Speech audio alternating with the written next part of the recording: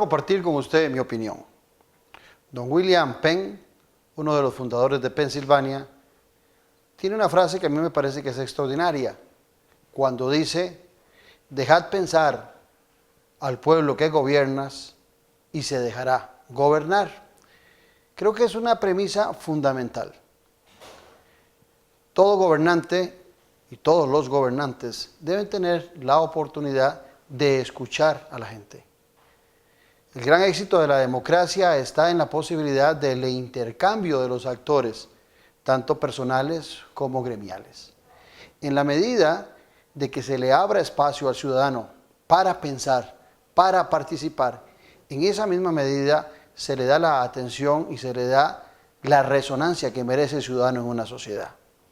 Y, sin duda, la respuesta del ciudadano será dejarse gobernar por aquellos que contemplan sus inquietudes, sus premisas, sus ilusiones.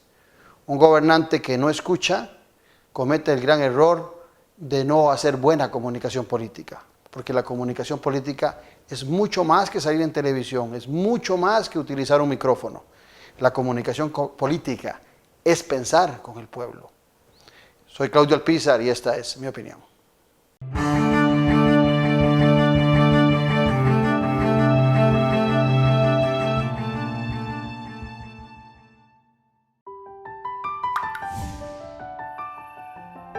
Estaba buenísimo. Pensá en el agua. Ay, qué lindo está quedando. Pensá en el agua. Si pensás en el agua, la vas a cuidar todos los días. Separa los restos de comida y aceites adecuadamente. No tires toallas o papel higiénico al sanitario y utiliza productos ecológicos. Cuidemos cada gota, porque una gota de agua lo cambia todo. Acueductos y alcantarillados.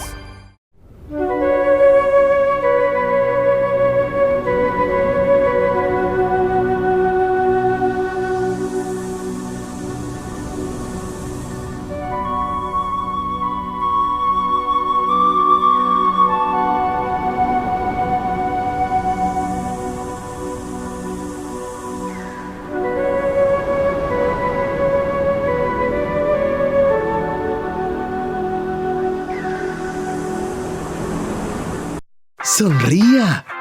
¡Sonría! ¡Sonría! Con el nuevo sitio web copelesca.com, todo es más fácil y seguro. Un sitio web ágil y seguro para hacerlo todo más simple. Solicite sus servicios y haga sus pagos de Copelesca en la oficina virtual. Realice sus compras en el almacén virtual y mucho más. Más sencillo y siempre a la mano. Nuevo sitio web copelesca.com. ¡Sonría! Conoce más de la política, sociedad y economía de Costa Rica y el mundo. Café y Palabras, lo que hay que escuchar del acontecer nacional con el politólogo Claudio Alpizar. Café y Palabras, porque la política sí importa. Escuche Café y Palabras de lunes a viernes a las 3 de la tarde en Colombia, con un país en sintonía. Café y Palabras. Hacer hasta 3 y 3 son 6.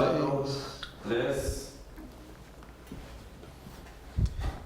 Buenas noches. Hoy tengo de invitados para seguir haciendo el análisis del primer año de la administración de don Carlos Alvarado Quesada, presidente de la República, a dos reconocidos politólogos. Uno de ellos es don Ignacio Azurdia, que también es experto en temas de comunicación política, y el otro que nos acompaña es Sergio Araya Alvarado, politólogo y distinguido y reconocido por su trabajo en la Fundación Konrad Adenauer. Un placer a ambos tenerlos aquí en Noches sin Tregua. Adelante, Ignacio. El placer es mío, como siempre, estar aquí en Noches sin Tregua y un gran saludo a quienes nos ven por multimedios. Mía las palabras de Ignacio, Claudio, y amigas y amigos que nos siguen a través de las plataformas. ¿Qué le parece si brindamos por esa gente que nos ve, por nosotros y sobre todo por nuestro país? Por supuesto. Salud. Salud. Hace unos días teníamos acá a Pablo Barahona y a Ocean Castillo, hicimos un análisis también de la administración de don Carlos Alvarado. ¿Dónde podríamos ubicar fortalezas y debilidades de este primer año de esta administración?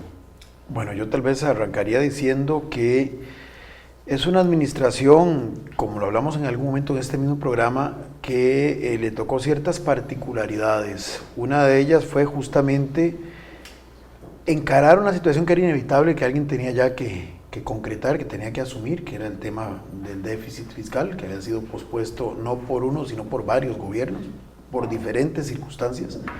Y la verdad es que el problema seguía ampliándose, seguía ensanchándose, cada vez era más insostenible. Y bueno, a la administración que lidera Carlos Alvarado no le queda más remedio que asumirlo. Y digamos que el mérito es que lo sabe asumir en el entendido de que consigue un producto concreto.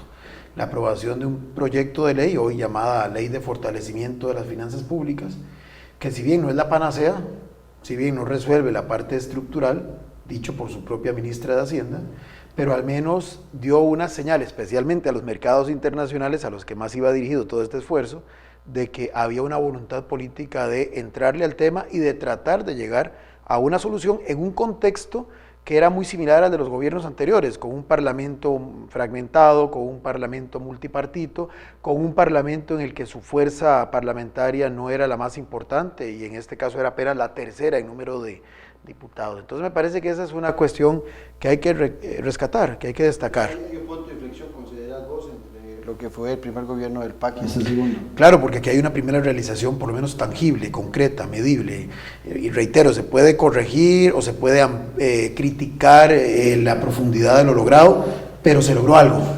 O sea, vamos a ver, yo sé que el listón parece muy bajo, pero en comparación a lo que había, a lo que no se logró, por lo menos en este primer año de este gobierno se alcanzó ese objetivo. Podemos discutir a qué precio, podemos discutir si, como dije hace un momentito, la naturaleza de lo que se consiguió, pero en términos, por lo menos simbólicos, demostró un compromiso con un objetivo que se lo encontró, estoy de acuerdo, pero que lo llevó a buen puerto. Pero el presidente de la República, en su momento, cuando dio el informe del Estado de la Nación, hizo referencia de que se habían concentrado en un solo tema, que habían sido monotemáticos. Sí, así es.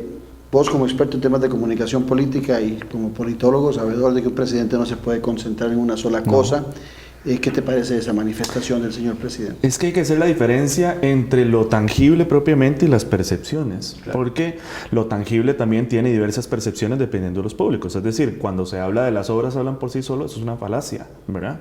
Porque las obras no hablan por sí solas. Es decir, cuando hablamos de obras, por ejemplo, que dependen de diferentes públicos con diferentes visiones de mundo, diferentes necesidades, problemáticas, por ejemplo, el plan fiscal no se va a ver igual en Limón, no se va a ver igual en Punta Arenas a como se va a ver en el GAM o en el Gran Área Metropolitana. Entonces eso hay que tenerlo muy en cuenta, ¿verdad? Porque cuando nosotros echamos para atrás, que lo mencionábamos en el último programa, que fue en septiembre del año pasado, y les invito a quienes nos están viendo que lo busquen en YouTube, ahí está el programa que hablábamos sobre los retos de comunicación política o los retos en general del gobierno, hablamos sobre los antecedentes de la campaña. Estamos hablando de una campaña en la cual había intención de voto bajísima. Recordemos eso. Sí. Es decir, ningún candidato siquiera hasta la última semana llegaba si acaso al 20% de intención de voto, cuando se necesita un 40% para evitar la segunda ronda. Estamos hablando de una polarización importante, que esa polarización se refuerza después en la segunda ronda entre Fabricio y Carlos, ¿verdad? Y con la opinión consultiva de la Corte Interamericana de Derechos Humanos.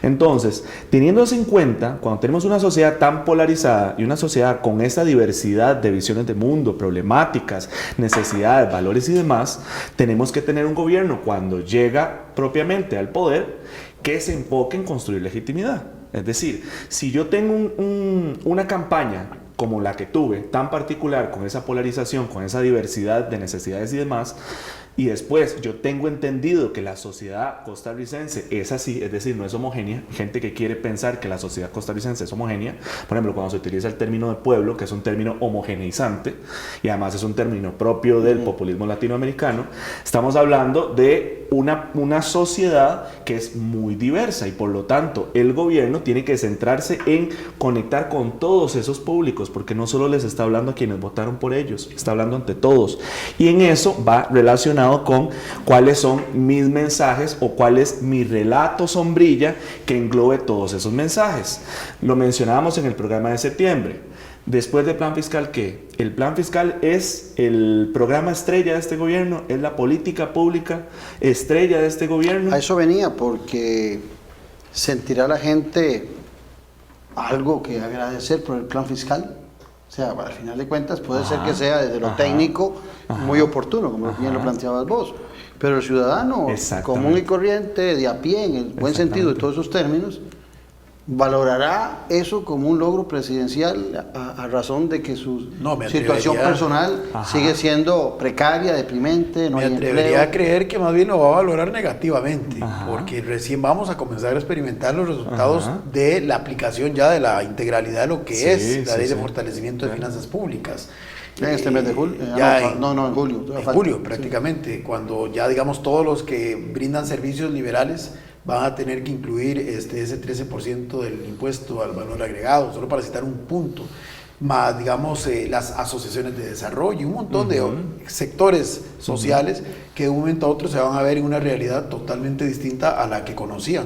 No, obviamente que va probablemente, ojo qué contradicción, a empobrecer, aunque sea temporalmente más, a los sectores especialmente asalariados y va a desincentivar probablemente de manera transitoria, la actividad económica, justo cuando lo que ahora en este momento goza de la atención de la opinión pública es el tema de la llamada reactivación económica. Otro concepto sombrilla que al final todo el mundo utiliza y que yo creo en el fondo... Concepto muy ambiguo, muy laxo. Exactamente, y cada quien le da la interpretación que quiera, y se utiliza también político-electoralmente. Claro. Pero bueno, el tema es que ese es hoy el punto, digamos, de discordia o el punto que centra, reitero, la atención mediática y la atención de los actores políticos con mayor impacto mediático, y por el contrario, la implementación ya de la ley de fortalecimiento de finanzas públicas va contra la reactivación económica, al menos temporalmente. Entonces sí se presenta una coyuntura en la que, como bien dice Ignacio, deberíamos de comenzar a ver entonces cuáles son esas otras líneas de trabajo que la administración Alvarado se supone tiene previsto, inclusive para paliar los efectos inmediatos negativos de la ley de fortalecimiento de finanzas públicas, que no solamente para quedar bien con la opinión pública y para reversar la posible pérdida de aceptación ciudadana que va a tener con mucha más fuerza a partir de julio, sino porque genuinamente quiere desarrollar una política pública que de verdad aminore los efectos negativos de los perdedores. Pero no hay ahí un error estratégico del gobierno de Carlos Alvarado de no haber promovido de alguna manera algún crecimiento económico o alguna reactivación económica y paralelamente con los impuestos, porque se le apostó mucho al paquete fiscal y el mismo presidente y organismos internacionales y el mismo presidente le han bajado la importancia a ese paquete que no va a lograr sacar al país de su situación económica. Más bien se habla de otro paquete. ¿Cómo lograr conectar eso que vos llamas responsabilidad con el déficit fiscal con las necesidades ciudadanas? Eso es todo un tema. Sí, es que, a ver, tenemos un gobierno que se centró en el ámbito económico. Claro. Ese ha sido su caballo de batalla, se han centrado en eso. Y utilizan otro concepto ambiguo, sumado al de reactivación económica, como el de la estabilidad económica, que habla mucho. Nosotros nos centramos en la estabilidad económica, que es el gran logro del gobierno de Carlos Alvarado en este primer año, o al menos así lo percibí yo en su rendición de cuentas. Así es. ¿Verdad? Entonces, volvemos a lo mismo. ¿El plan fiscal qué es? ¿Es un fin en sí mismo o es un medio para algo? El plan fiscal es un instrumento. ¿Qué hay más allá del plan fiscal? ¿Para qué quiero yo el plan fiscal? ¿En qué nos beneficia a nosotros como ciudadanos lo que haga el gobierno con el plan fiscal o lo que haga en función de estabilidad económica y reactivación económica? Es decir, es el tema de la comunicación. Yo la reactivación económica, ¿cómo me como eso? La estabilidad económica, ¿cómo me como eso? ¿Cómo me afecta a mí en mi cotidianidad? Y me dicen que el país está estable en su economía, yo como médico comprendería que ni ha mejorado ni ha empeorado. Esa es la otra también, de la polisemia. Eso dicen los médicos cuando dicen está estable, es que ni mejoró ni empeoró. Entonces, desde esa perspectiva, el ciudadano también mide sus consecuencias. Hay un tema, y perdón que interrumpa acá, en el marco del informe que, bueno, aquí ya se mencionó que dio el pasado 2 de mayo. Él nos trata, y aquí Ignacio, que es experto en esto, nos trata de vender en el texto que él, digamos, le plantea a las y los diputados y a través de ellos a la opinión pública, que estábamos hace un año, dice él, al borde de la bancarrota. O sea, y nos quiso retrotraer a la crisis que, bueno, las generaciones más recientes tal vez la habrán visto únicamente a manera de estudio, a manera de referencia en algún libro de estudios sociales, la crisis de finales de los años 70, inicios de los 80. La inquietud que me asoma a mí cuando él plantea eso, primero es que está de alguna forma aceptando que la administración de su mismo partido era un desastre. Lo está diciendo él, que hace un año, cuando gobernaba su propio partido, partido del que él formó parte activa como miembro del gabinete, claro. Exactamente, casi nos lleva al precipicio económico. Cuando el presidente había dicho que ha hecho un acto heroico para salvar el país. Exactamente, hay una total contradicción. Pero aparte de eso, la sensación que me queda es si efectivamente a tono de lo que ustedes estaban aquí planteando, si en el imaginario social del ciudadano de a pie existía esa presunción. Es decir, tengo la sensación de que se quiso más bien magnificar el tema únicamente para legitimar el por qué la administración se centró básicamente en el tema de lo fiscal. Y digo, está bien si se centró en el tema de lo fiscal porque era algo insostenible seguir, digamos, posponiendo una solución, especialmente para tener capacidad de endeudamiento, porque, repito, eso es fundamentalmente lo que logramos con la aprobación de la Ley de Fortalecimiento de Finanzas Públicas. Bueno, pero lo decía la ministra de Hacienda desde cuando estaba empezando el trámite. Claro. Yo le decía al presidente de la Asamblea Legislativa aquí mismo, Carlos Ricardo Benavides, que cuando ellos se oponían, ya la ministra de Hacienda decía que iba a sacar 4.000 millones de bonos que ocupaba, lo decía en un organismo internacional, en una entrevista internacional. O sea, ellos advertían de la necesidad de endeudar al país. No, más y de hecho, todavía. y ahí en eso es interesante, porque ahí pareciera que si hay una ruta de navegación clara, porque el siguiente paso es lo de los eurobonos. O sea, es decir, bueno, ahora sí, ya cumplí, tengo la tranquilidad de que puedo endeudarme más, y aquí viene ahora sí la solicitud de ese endeudamiento adicional. Sí.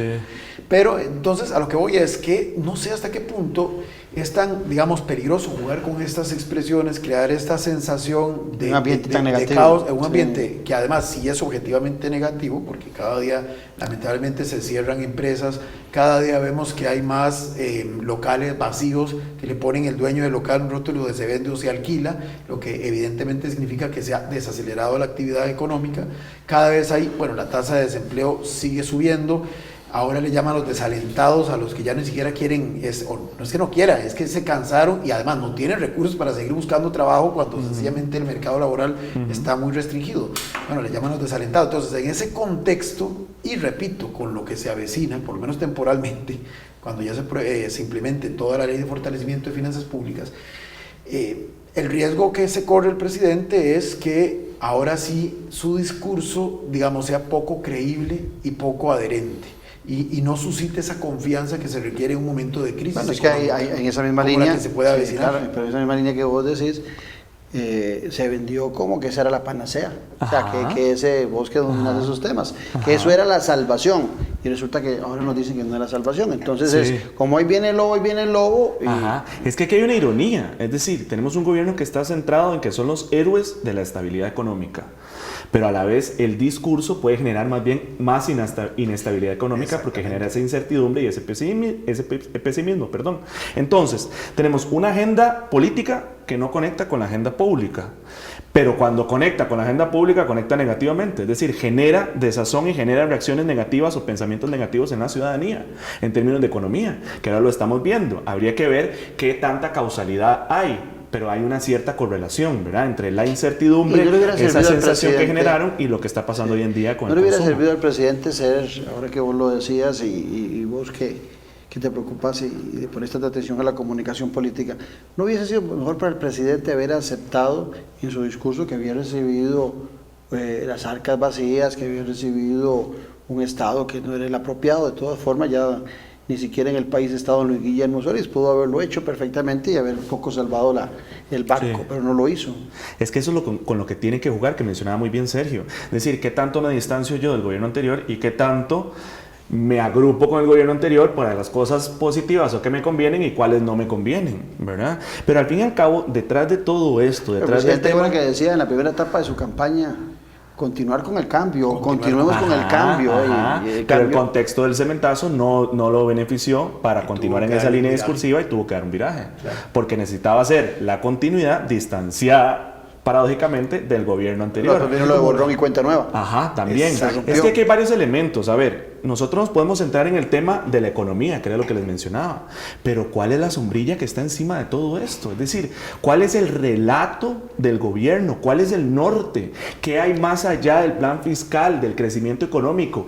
¿Cuál es el mensaje central o los mensajes centrales que conecten con los diversos públicos que integran una población? Porque las poblaciones tienen sus diversidades y tienen sus particularidades. Volvemos a lo mismo. Hay gente con diferentes visiones de mundo, hay gente con diferentes necesidades, dependiendo de dónde vivan, dependiendo de su edad, de su condición socioeconómica y demás, o incluyendo también sus creencias y demás. Entonces, que dentro de todo eso, recordemos que el gobierno además hablaba lo que nos une más que lo que nos divide, ¿verdad? Que era uno de sus eslóganes. Entonces, ¿por qué no se han centrado en lo que nos une a todos para construir un tronco común en su comunicación que funcione como un relato que oriente o que le dé sentido a sus políticas públicas? Es decir, que nos diga a los ciudadanos en su mayoría o la mayor cantidad de ciudadanos que sea posible hacia dónde va el gobierno. Pero en eso, hacia dónde va el gobierno, yo recuerdo los últimos 3 gobiernos, el de doña Laura Chinchilla, el de Luis Guillermo Solís y el de lo que llevamos de Carlos Alvarado, en sus discursos, Carlos Alvarado solo con uno, ahora el 2 de mayo que se da, que no se atreven a hacer lo que vos estás proponiendo. Como que hay un temor de decir cuánto vamos a crecer, cuánto vamos a disminuir la pobreza, cómo va a ser el país, porque no sé si estos 3 últimos presidentes se volvieron muy recatados para no proponer un país a futuro y atreverse a dar cifras muy alegremente, o es que se han vuelto temerosos. ¿Qué es lo que sucede? Que hoy los gobernantes no se atreven a decirnos a dónde los van a llevar, porque no es solo el defecto de don Carlos Alvarado. Sí, claro. En el Plan Nacional de Desarrollo, que en teoría es el que sí te da una ruta de navegación de la administración como un todo, que usualmente sale muchos meses después de que el gobierno 6, 7 meses entra, que no debería de ser así, pero bueno, así opera la lógica inicial nuestra. Justamente uno de los aspectos que se le cuestionó fue eso que acabas de mencionar, que los indicadores y las metas eran bastante modestas. Probablemente, ¿por qué? Por la experiencia del anterior Plan Nacional de Desarrollo, que quedó a deber. Es decir, si uno hace la revisión global, creo que quedó como con un 6.7, un 7, que en el sistema educativo es prácticamente o pasar raspando o tener que ir a lo que los chicos y las chicas llaman ampliación, o en nuestra época olimpiadas. Pero quiere decir que el presidente, probablemente aprendiendo de esa lección, dijo, no me la voy a jugar. En parte, ¿por qué es esto? Bueno, en parte porque hay una serie de elementos que uno va vislumbrando en las últimas administraciones de un país como el nuestro, y es que, vamos a ver, yo percibo, y esto puede generar algún tipo de polémica, pero yo percibo que hay una tremenda, vamos a ver, hay una diferencia entre lo que es el arte de gobernar y el ejercicio de la administración. Las dos son caras de una misma moneda, pero son dos cosas distintas que deben de complementarse. Yo lo que siento es que en los últimos tiempos, probablemente por las limitaciones a las que el país se ha visto expuesto a nivel global, y por además tantísimos compromisos que hemos adquirido a nivel internacional, donde mucho de nuestra maniobrabilidad se ha visto muy cercenada, y no lo estoy cuestionando, simplemente estoy diciendo un hecho objetivo, con tantos tratados de libre comercio y demás, se nos ha reducido mucho la dimensión de gobernar y nos hemos circunscrito mucho a la acción de administrar. Y si uno ve inclusive en los informes de los presidentes, incluido el de don Carlos Alvarado, usted lo que tiene es un recuento, real o no, pero un recuento de una serie de hechos que apuntan más a ese campo de la administración. Sí, son políticas incrementales, que digo yo que las hace el ministro, se hacen sin ministro y sin presidente, ya lo hacen la administración pública por default. Y la parte de gobernar, que es lo que yo interpreto como gobernar, es lo que dice Ignacio, es ver ese enfoque hacia dónde yo quiero conducir la sociedad como un todo, cuáles son los saltos cualitativos que pretendo dar, usualmente o quedan muy invisibilizados, usualmente quedan en la parte final de los informes, y muchas veces quedan más como reflexiones para el análisis de programas como este, y no como un referente para una buena política pública que trate de implementarlos. En el caso de don Luis Guillermo, varias veces habló de la necesidad de la reforma política, pero nunca aterrizó, y de hecho él abiertamente dijo que no se iba a meter en ese tema por el desgaste que implicaba. En el caso de don Carlos Alvarado, en la parte final de su informe, alude al tema de lo que se llama ahora la revolución 4.0 y cómo uno necesita como país insertarse en ella, so pena de quedar totalmente rezagado. Pero igual, queda como una serie de reflexiones de alguien que entiende que por ahí va el mundo, pero no nos dice en su rol de gobernante, ok, si eso es hacia donde tenemos que apuntar, porque eso es lo que hoy en el mundo está, digamos, generando la dinámica dominante, esto es lo que desde el gobierno y desde nuestra sociedad vamos a hacer, e invitamos a los demás a que se unan a hacerlo, cada uno en su respectivo campo. Ahora que hablabas de 4.0 y de un país que vos conoces muchísimo como es Alemania, el tema de la revolución 4.0 ha hecho que Alemania, como otras naciones también, se planteen una educación de acuerdo a esa revolución 4.0, pensando en la tecnología, una economía pensando en esa revolución industrial 4.0, porque puede ser también que muchos locales de los que vemos hoy vacíos también se deba a que ya mucha gente empieza a comprar de otra forma, ya no compra yendo a la tienda, sino que vía internet o otro tipo de servicios. Tenemos el conflicto del transporte público con Uber y los taxistas. Exactamente, entonces puede ser que aquí el gran problema es que tenemos gobernantes solucionando los problemas con una visión del pasado, cuando ya la revolución 4.0 y el futuro ya nos cayó encima. O sea, ya estamos atrasados para el futuro que se avecina. Sí, que el tren de la globalización los está dejando tirados. Exactamente eso. Ahora, Claudio, usted mencionaba sobre el tema de los indicadores para medir un gobierno, ¿verdad? Que un gobierno pueda plantearse a futuro ciertos indicadores, pero hay tipos de comunicación, es decir, hay comunicación contable y hay otro tipo de comunicación sustentada en valores, testimonios, etcétera, más emocional. Es decir, no necesariamente un gobernante tiene que construir su comunicación en función de indicadores, que tenemos que llegar a tal porcentaje, porque además los números no generan tanta conexión con la ciudadanía como pueden generar valores, testimonios, ejemplos, en general, muchos elementos de la comunicación emocional. Sí, entonces, a esto me refiero yo con la sombrilla, con el relato, es decir, es el tipo de comunicación que yo genero, es cómo yo diseño la comunicación y además principalmente es si yo realmente estoy entendiendo a los ciudadanos y estoy entendiendo a los ciudadanos con sus diversidades y con sus particularidades. Es decir, el gobierno entiende que ya no se está comunicando solo con quienes le votaron en campaña, entiende que ahora tiene que gobernar para todos o para la mayor cantidad de ciudadanos posibles. Y cuando hablamos de la mayor cantidad de ciudadanos posibles estamos hablando de sectores, no es que toda la ciudadanía piensa igual, sectores con diferentes, repito, necesidades, intereses, problemáticas, visiones de mundo, valores, etcétera, o creencias también, porque las creencias son muy importantes en los ciudadanos. Entonces, entendiendo eso, de que yo me tengo que comunicar con todos, yo tengo que construir legitimidad ante todas esas personas, y yo no voy a construir legitimidad diciendo, utilizando términos ambiguos, ¿verdad? De la economía, términos que la gente no conecta con ellos, ni tampoco sin entender los por qué y los para qué de las políticas públicas del gobierno. Es decir, ¿en qué me beneficia en relación a eso? Lo único que se ocupó fue decir Costa Rica es capaz. Capaz, y eso no decía nada al final de cuentas. Por eso es utilizar términos ambiguos. ¿Para qué? Para intentar llenar vacíos de su propia negligencia en términos de comunicación. Es decir, yo hago lo más laxo posible porque no me quiero meter más allá, porque no tengo más elementos para meterme más allá en términos de comunicación. Ya leyendo un poco el texto, que además tiene un pretexto, obviamente, y un contexto, porque si uno tiene que entender el texto de cualquier discurso con esos otros dos elementos.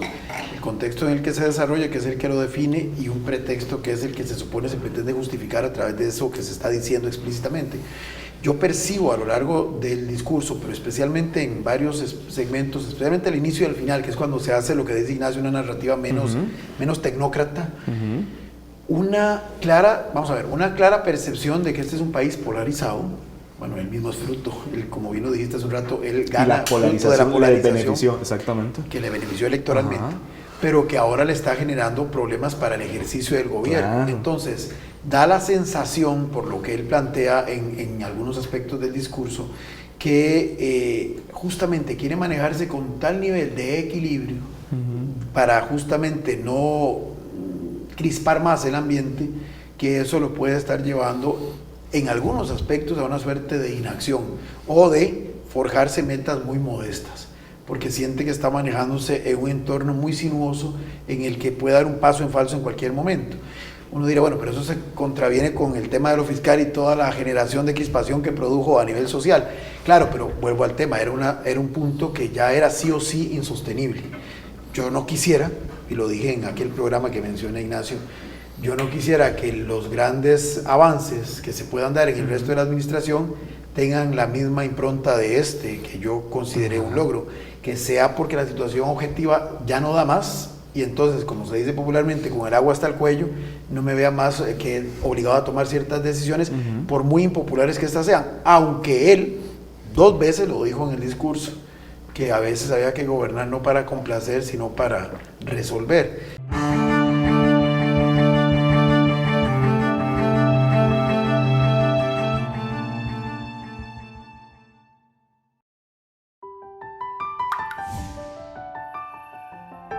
Estaba buenísimo. Pensá en el agua. Ay, qué lindo está quedando. Pensá en el agua. Si pensás en el agua, la vas a cuidar todos los días. Separa los restos de comida y aceites adecuadamente. No tires toallas o papel higiénico al sanitario y utiliza productos ecológicos. Cuidemos cada gota, porque una gota de agua lo cambia todo. Acueductos y alcantarillados.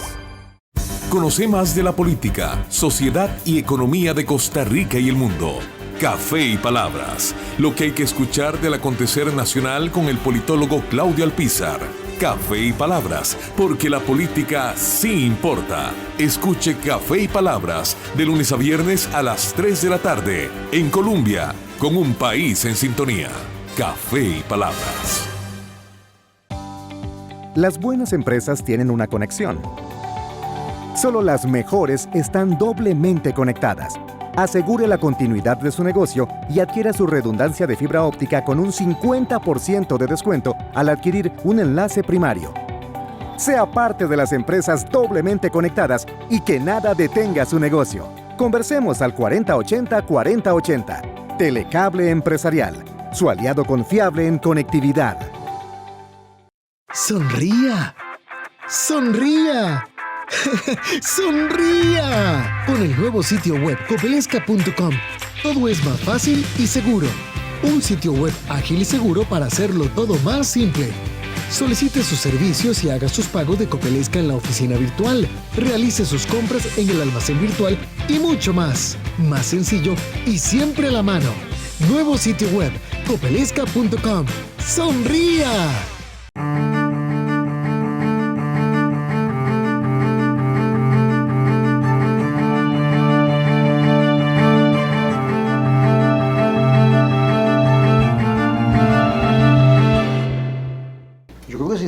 Para complacer. Ahora, ¿para quién? Sí, claro. ¿A quién quieres complacer? Te lo digo porque, digamos, de alguna medida... Porque esto pudo haber complacido a alguien. Exactamente. El plan fiscal complació a alguna gente, el presidente de la República.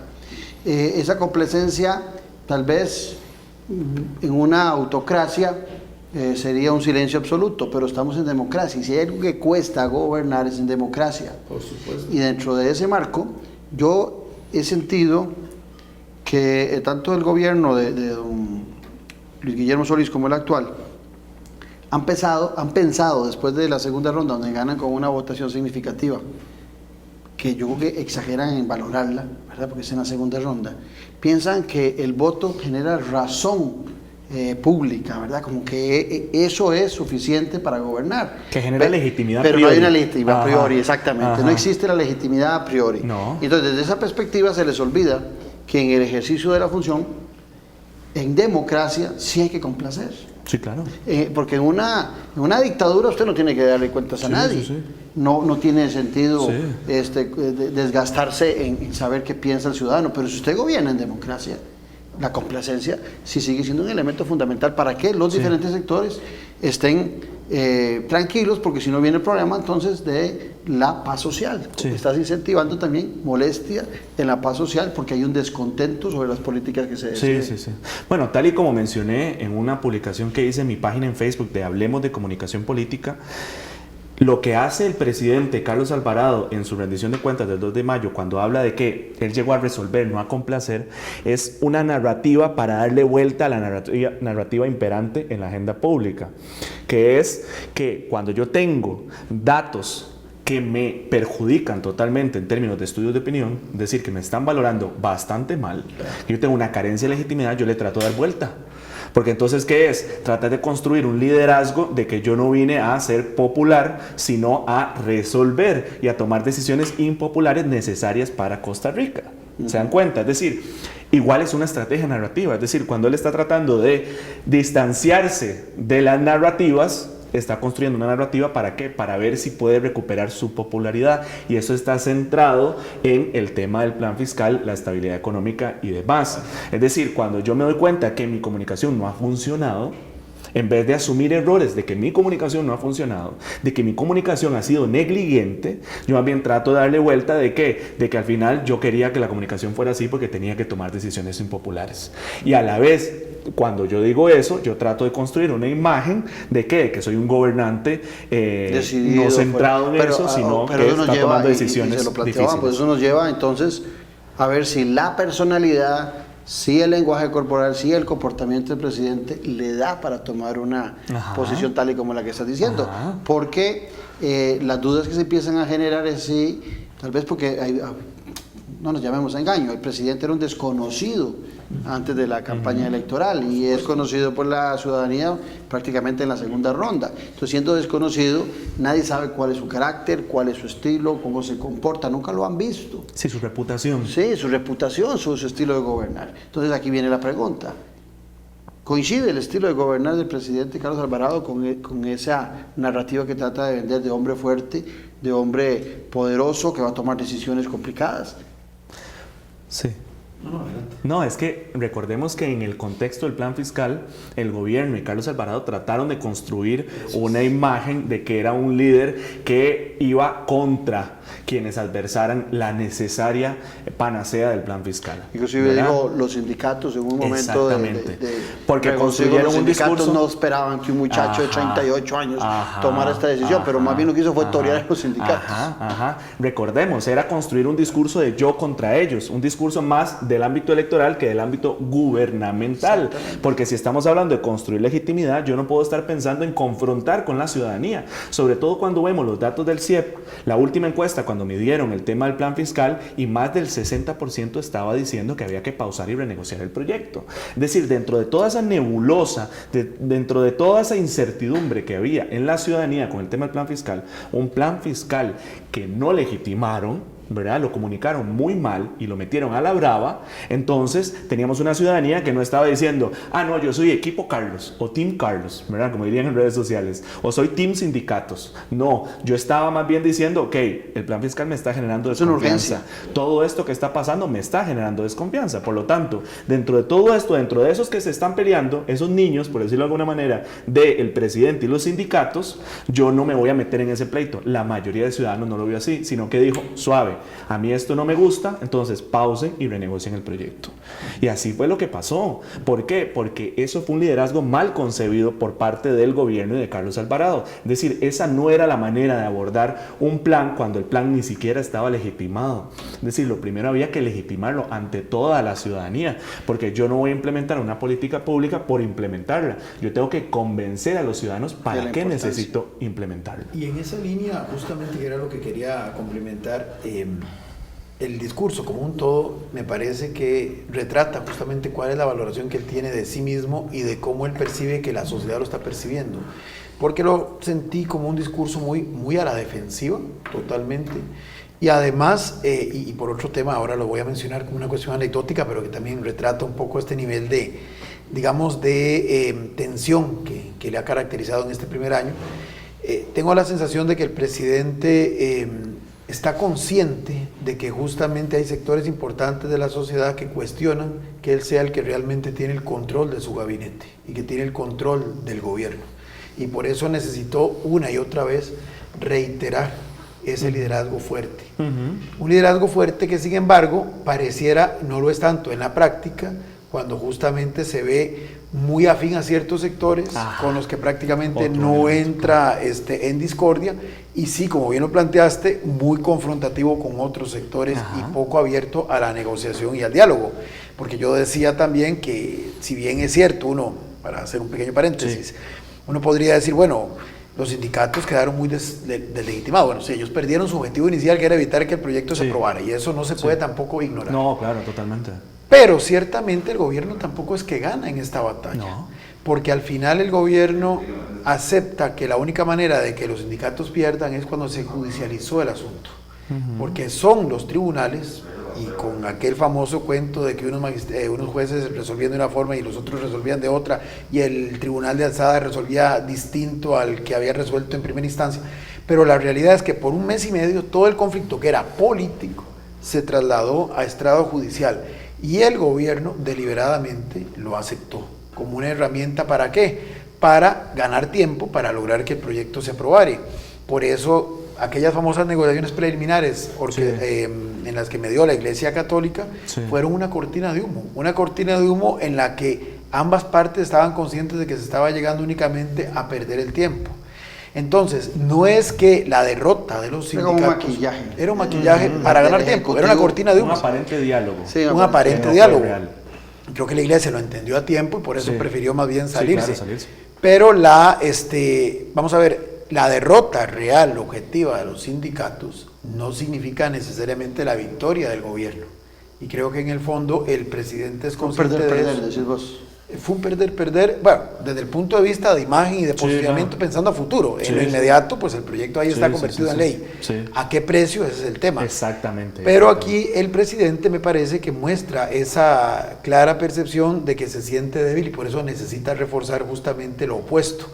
Y una anécdota, 2 veces, y eso prácticamente no lo escuché a nadie decir, 2 veces él se refirió, bueno, solo se refirió a 4 o 5 personas individualmente con nombre y apellido a lo largo del informe, pero 2 veces se refirió a su esposa.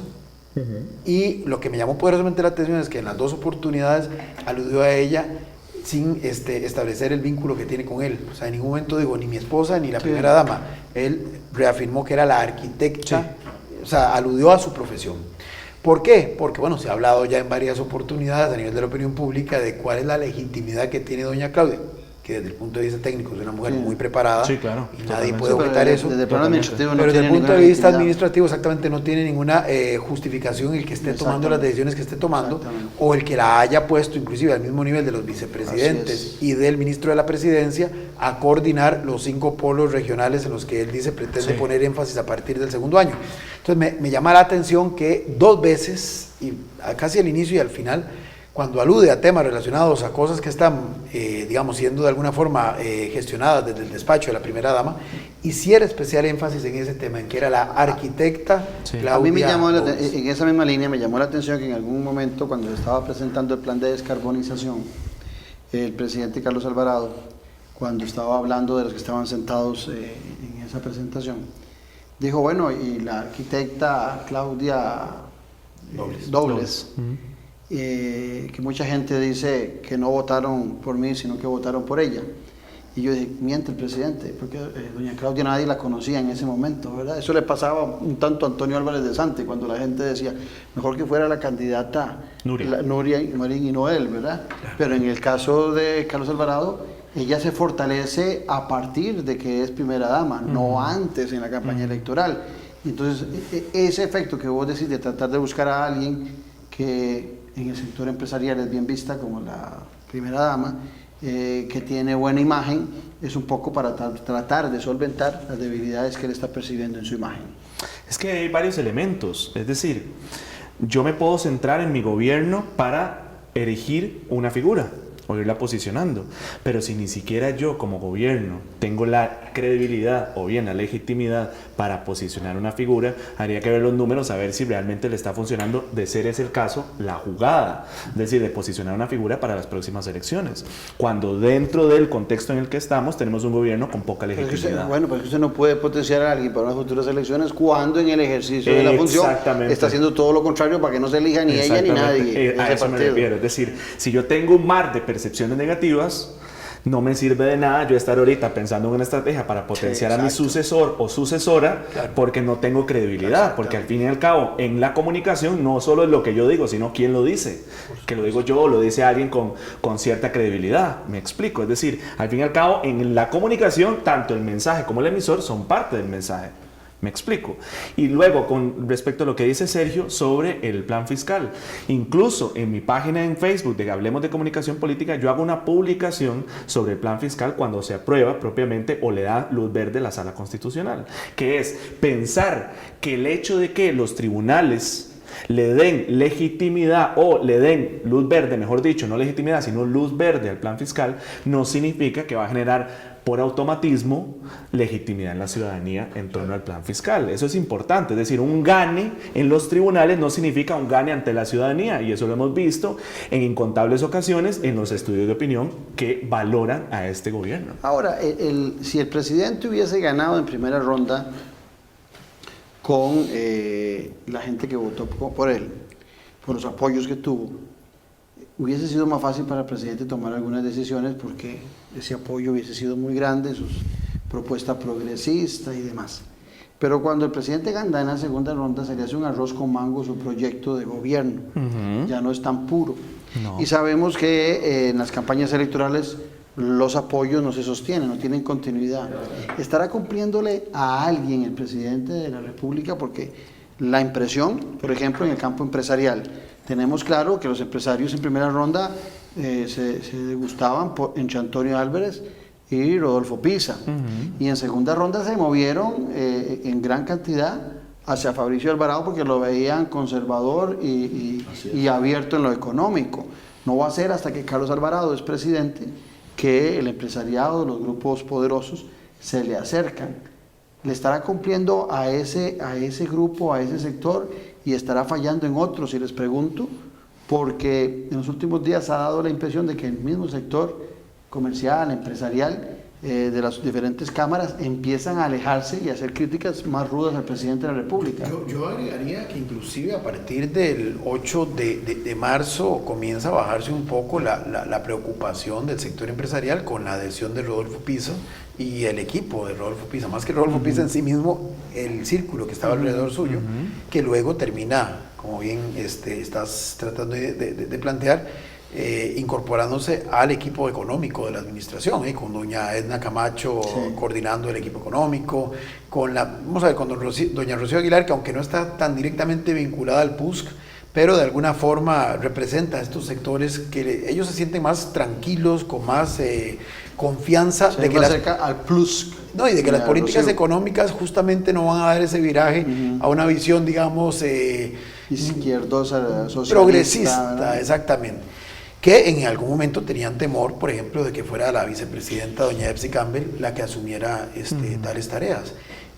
Lo que pasa es que, vamos a ver, ha sido muy complicado para el presidente porque además toda la propuesta que se concreta, por ejemplo, con Rodolfo Pisa, y que de alguna forma en el primer año les da una cierta tranquilidad a estos sectores de poder muy importantes del país, se está comenzando a desdibujar con, por ejemplo, el viraje que dio la fracción del Partido de Unidad Social Cristiana a partir del 1 de mayo anterior. Algo, digamos, interesante de reflexionar si consideramos que es cierto, don Rodolfo Pisa, igual que doña Edna, igual que muchos otros, se adhirieron de forma voluntaria a Carlos, igual que del lado de Fabricio se adhirió el señor Ayales, que de Dios goce, y otras figuras de ese nivel, don Gerardo Corrales, no era con el aval de los partidos. Pero la diferencia es que con don Rodolfo Pisa, no solamente se adhirió él, sino que se adhirió un documento que venía con una serie de propuestas, eran 93. Y sus dos vicepresidentes también. Bueno, no es condicionante. Era la papeleta. Claro, pero es que independientemente de que todas las personas cercanas a él, había un documento con una serie de propuestas que, si uno ve ya en la práctica concreta, algunas de ellas son las que prácticamente han orientado el quehacer de la administración, especialmente en lo económico. Probablemente en otros temas ha quedado rezagado, pero en lo económico, que era el tema que interesa a estos sectores, sí se fue, digamos, conduciendo de la forma. Se ha cumplido a ellos. Se ha cumplido, exactamente. Pero en otros sectores les ha quedado debiendo el presidente. Y probablemente de ahí la insatisfacción, por ejemplo, de sectores más, ese público meta que es Ignacio, que es al que inicialmente le votó a Carlos, que sí ha estado más, digamos que disconforme, y uno lo ve, por ejemplo, en expresiones de algunos de sus diputados que representan a ese sector, que en algún momento inclusive fueron llamados a lo largo de este año al orden, porque se les dijo, no es que estamos dejando estos temas, pero ahorita los vamos a tener que colocar en una segunda, en una tercera posición. Se ha venido haciendo algún cambio, pero que para estos sectores sigue siendo muy cosmético, porque los temas gruesos ahí están detenidos. Y ahora, y el estilo de gobierno del presidente, porque uno nota muchos ministros que a veces lo contradicen, o que entre ellos se contradicen. Bueno, es muy duro en algunas situaciones, aparece un viceministro compartiendo videos sexuales homosexuales y el presidente no toma la decisión oportuna y prudente, y en otros casos se nota más. Bueno, era muy parecido a don Luis Guillermo, porque también allá hubo conflictos importantes. Bueno, doña Laura Chinchilla también le pasaba. Sí, yo creo que... No era la verdad, ¿verdad? Sí, había dificultades para la toma de decisiones. Bueno, con doña Laura se hablaba de la famosa red de cuido, ¿verdad? Que habría.